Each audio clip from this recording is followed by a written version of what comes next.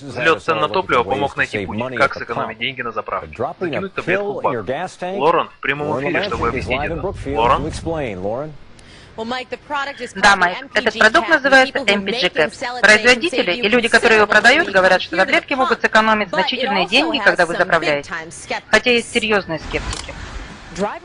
Водители готовы на все, чтобы отдохнуть от высоких цен. Если что-то доказано, я бы пользовался. Билл Хайман продает MPG Caps, таблетки для топлива, которые, как он говорит, снижают потребление топлива порядка 14%.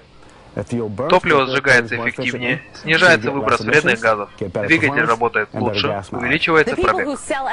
Люди, которые продают MPG Caps, делают серьезные заявления. Поэтому мы решили проверить эти маленькие таблетки, посмотреть, работают ли они. Мы делаем свой тест, смотря на пробег одной машины после нескольких баков топлива в разных условиях езды. Перед использованием этой таблетки машина проехала 22 мили на галлон по трассе и 18 миль на галлон по городу.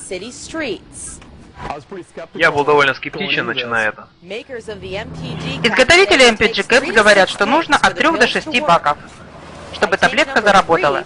Третьего бака Пол проехал немного больше, чем 30 миль на галлон топлива по трассе. Это на 8 миль больше, чем без таблетки. По городу он проехал 25 миль на галлон, и это на 7 миль больше, чем обычный пробег. То, что я увидел, думаю, что-то добавили.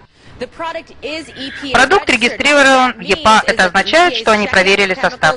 И ничто в капсуле не может навредить вашей машине. Правда, не они проверяли экономию. В прямом эфире Лорен Ламенский из Брукфилда для TMG4.